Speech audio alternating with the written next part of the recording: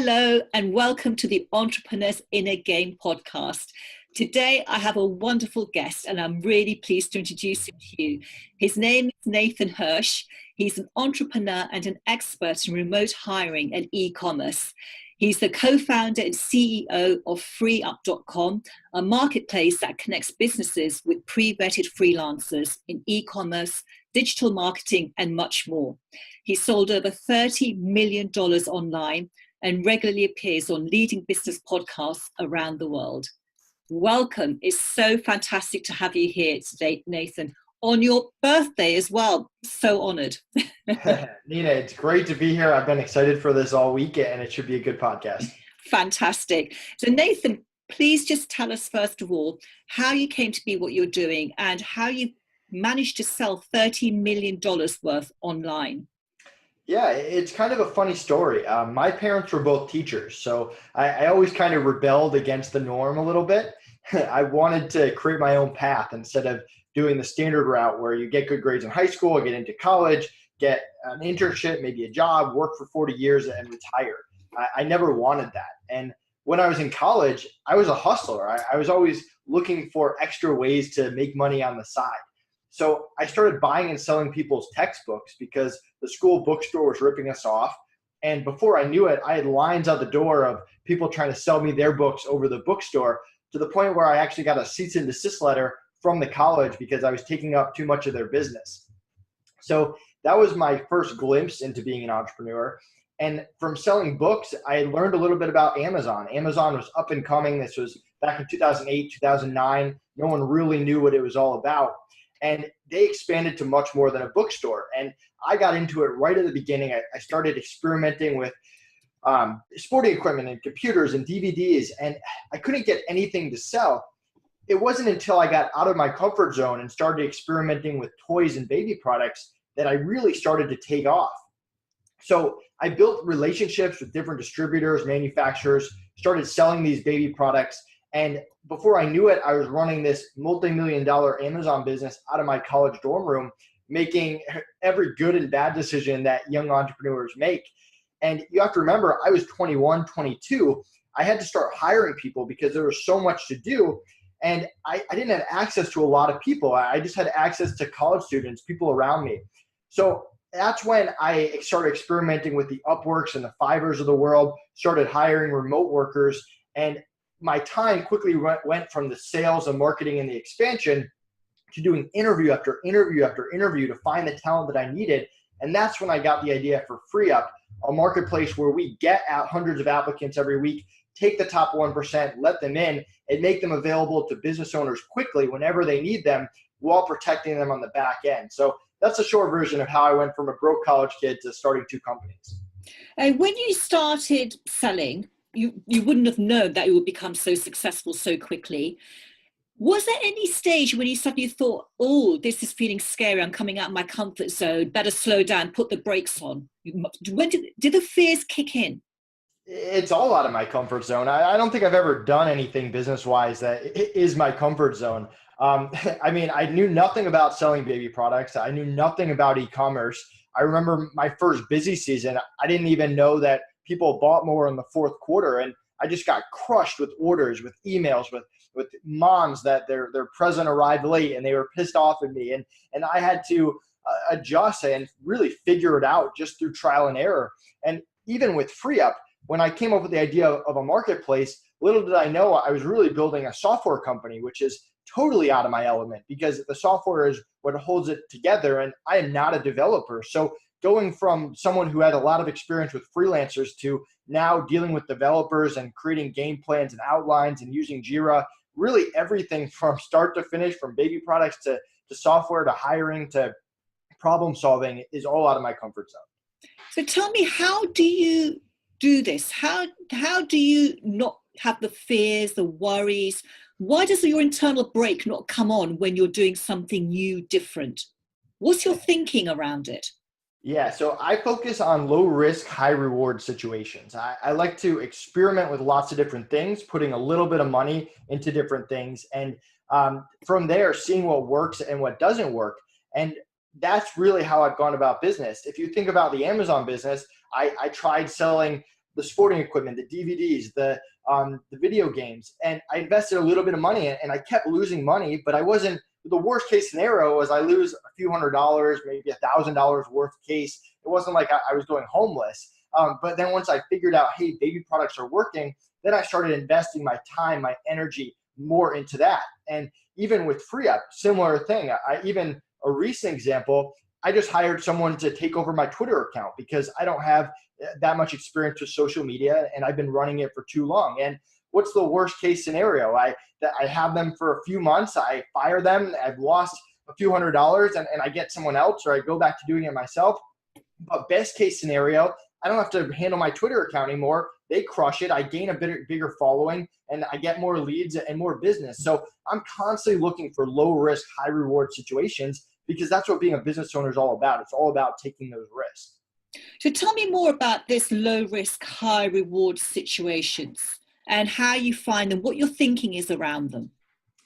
Yeah, so my thinking is I've never been one to follow the gurus or follow the business coaches. For whatever reason, that's just not fun for me. And it does work for a lot of other people and they've had success. But part of being an entrepreneur for me is trying things out and learning it by myself and figuring out how I can do it differently. If you look at kind of what the pattern was, people were doing wholesaling. They were shipping to Amazon's warehouse. They were learning how to do private label. Well, I was doing drop shipping. I had figured that out before other people had. And same thing with FreeUp. If you look at today, people are selling digital products, digital courses. That's the new fad. But I'm kind of going in a different direction and trying my own thing. And that's kind of my mentality is I never want to do what other people are doing. I want to explore alternatives and see what works and what doesn't work. And do you have fears or are you fearless?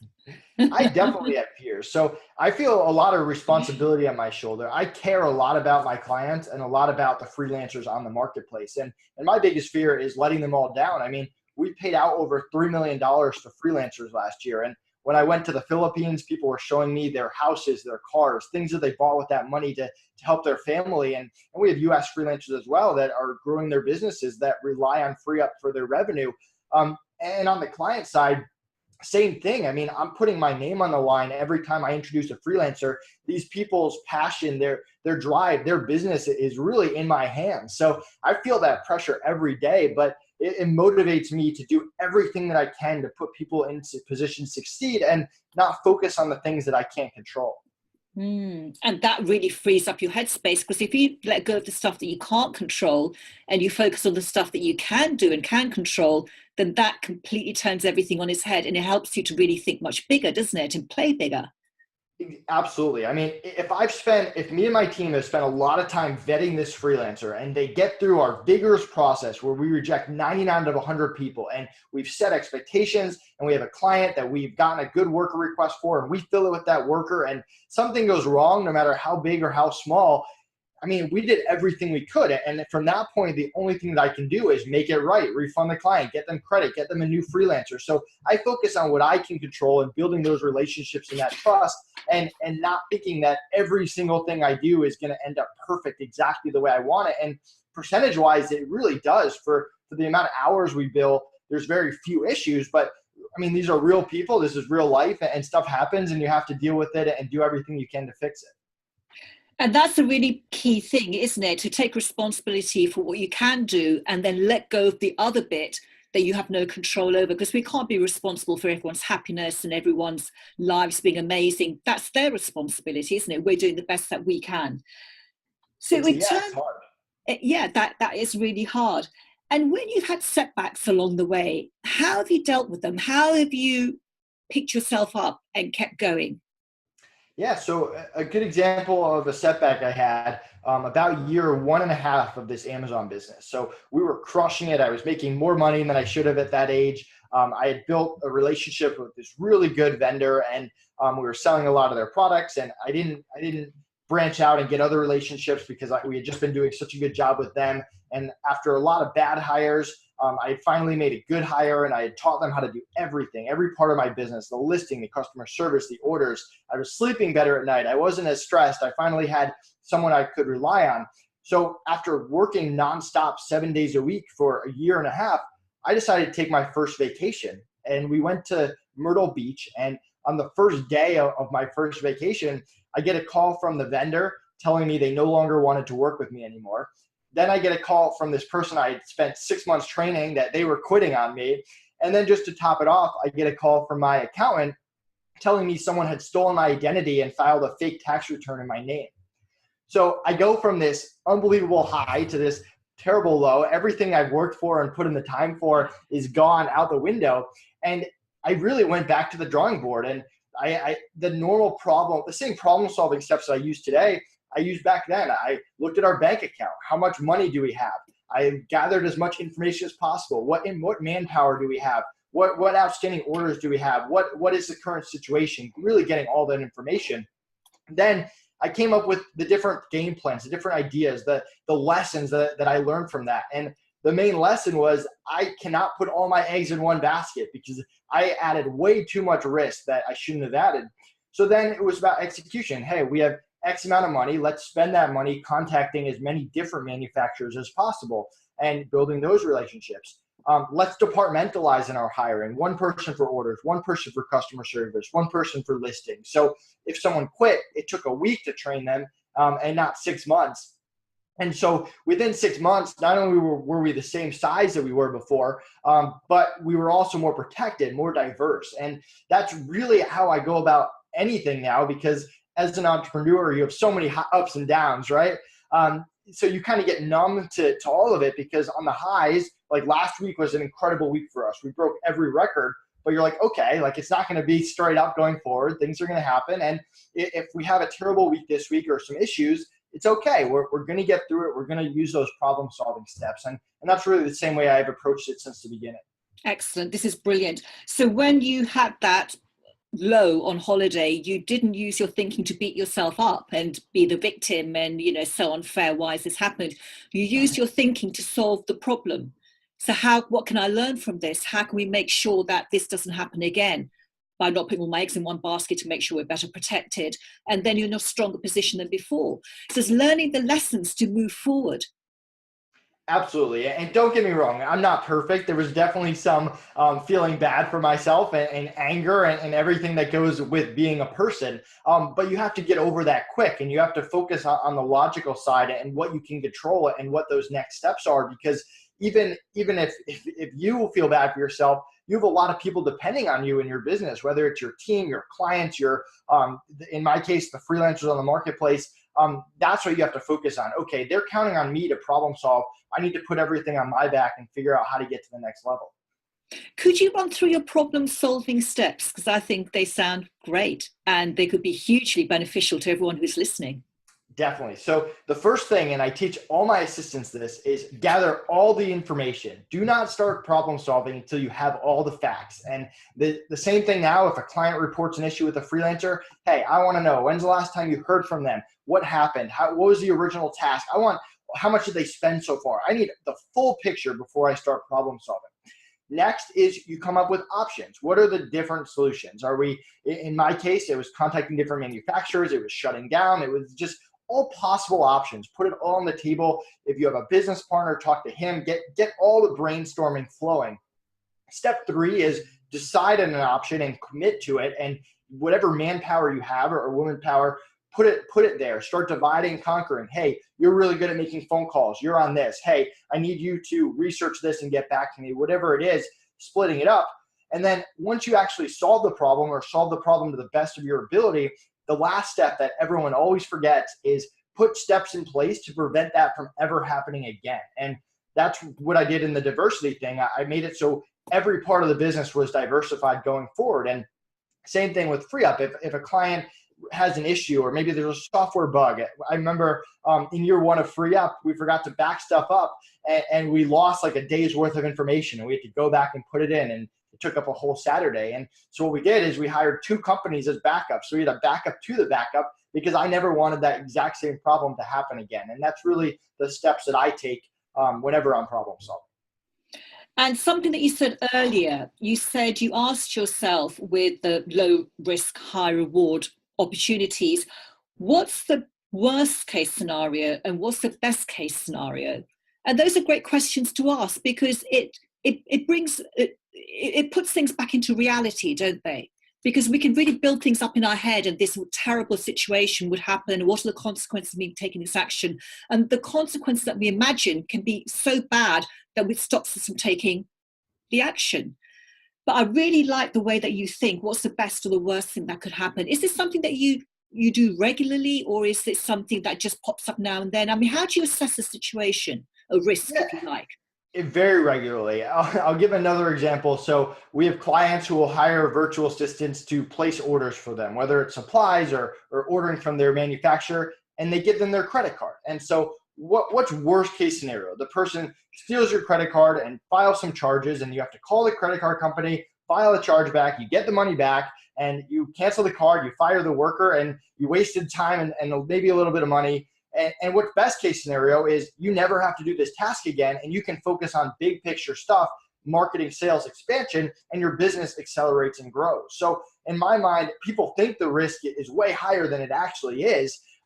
And it's a very low risk, high reward situation. And I'm constantly putting myself in that position, whether it's hiring or updating our software or interacting with clients and partners. And I'm encouraging my clients to do that same thing, because as a business owner, sometimes not losing money, not spending money is worse than actually trying stuff out, because if you're constantly in spending money on different things, eventually you find something that works and you make way more money than you lost on those different endeavors.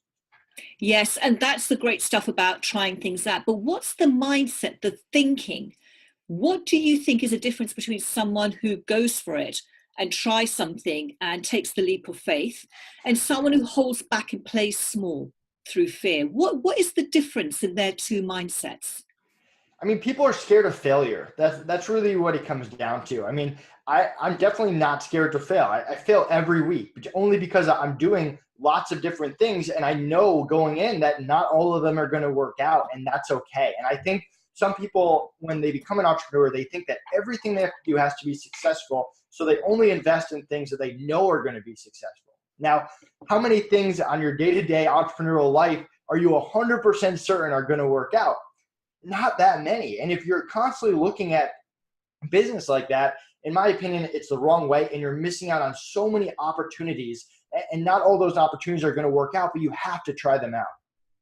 Yes, absolutely. And the fear of failure is a huge thing for business owners, isn't it? Because when they feel that fear, it can just stop them because they stay in their comfort zone. They don't come out of it. And that's what it's all about, is it's coming out of your comfort zone, trying new things out. Some of them will work, some of them won't. But as you said, what's the worst thing that can happen? Yeah, once I get comfortable, that's it. There's no going back. I need to be uncomfortable at all times. I need to be trying new things, having new interactions. I mean, I remember the first time I went on a podcast, I could not have been more uncomfortable. Me talking on video, on audio was not my natural comfort zone. But I knew that in order to take the business to the next level, I had to suck it up and figure it out. And if you go back and you listen to my first podcast, they were probably terrible. And I won't even listen to them because I know they weren't great. But you learn from them, and it was a stepping stone, and it was an opportunity that I took advantage of. Someone had booked me on a very popular show, and I wasn't going to miss out on that. So business is just full of that, and you can't be scared of failing. You have to be able to have a short memory and move on fast. Yeah, take the learnings and move on. Exactly. So what's the number one mindset tip you can share with our listeners about playing bigger, taking a risk, obviously assessing the risk, with common sense, but actually trying stuff out, coming out of their comfort zone? What's the top tip you can share around that? I'm always looking for opportunities. And I think some people, they kind of have their blinders on, and they're very focused on what they're doing, and they're not seeing the opportunities around them. I mean, I'll have a podcast host who will contact me, hey, we just had a cancellation. Can you come on Saturday morning at 7 a.m.? And obviously, ideally, I wouldn't want to do that, but it's a really good opportunity that's going to help not only me, but my clients, my freelancers, all of that. So I take advantage of that opportunity. And so business is full of that, whether it's sending that email out to that influencer that you think they might reject you, and 9 times out of 10 they might, but because I'm constantly doing it and I'm not scared of that failure, I get those acceptance letters. I get the people that respond. And then at the end of the day, you have outside people looking in saying, oh, you got lucky. Oh, you got a break there. But But really, it's just because I just kept trying to take advantage of those opportunities, and eventually it worked out because I didn't stop until I got yes. I've had partners that I've been working with now that it took me a year and a half to get them to say yes. And I didn't harass them. I was very respectful. I kept following up. Hey, I think this is a great opportunity. Hey, here's one of your clients that's actually using FreeUp that is having good experience. Here's a testimonial. I know you're super busy. I'd love 5 minutes of your time. I'd record a video. I'd send it to them. I'd tweet at them. I'd space it out. But and then now they're my partner going forward. And so not being scared of that failure, not really taking no for an answer, and looking for every possible opportunity is so important as a business owner. Yes, and you created those opportunities with your courageous and resilient thinking by not taking the no's personally, because they were never personal, were they? Never. And it's all about hustling. I mean, it's my birthday today, and I'm doing 3 podcasts because people gave me that opportunity, and I'm not going to let that slip through my fingers. Yes, absolutely. And you said that you didn't like podcasts and interviews at the beginning. Now look at you, you're just smooth as anything. So how can our listeners find out more about you and your work? Yeah, so if you go to freeup.com with 3 E's, my calendars are right at the top. I'd love to talk to you about your business, your hiring needs, how we can help you. We have a marketplace of great freelancers. Create a free account, no monthly fee, no sign-up fee, no minimums, no obligation. It's in our best interest to get you people you actually like. And mention this podcast or Nina's name for a free $25 credit to try us out. And I look forward to helping a lot of you out there. That's wonderful. Thank you for that. And the lovely thing about you is you own a very successful company. It's, it's a big company, you've got a lot of people there, but you're still there to talk to your clients and be there for them, help them. And I know that's the experience I've had with you. And I think that's probably very unusual these days.